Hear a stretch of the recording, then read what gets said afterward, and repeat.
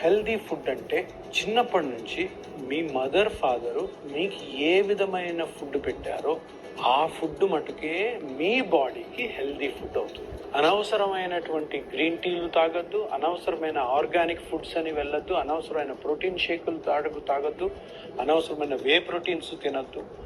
మీరు చిన్నప్పుడు బ్రేక్ఫాస్ట్ ఇడ్లీ, ఉప్మా, దోశ, పొంగలు, వడ అవే తినండి, కొంచెం మితంగా తినండి మీ వయసును బట్టి. లంచ్ రైస్ తింటే రైస్, చపాతీ తినేవాళ్ళు, పుల్కా తినేవాళ్ళు అదే, ఆకుకూరలతోటి.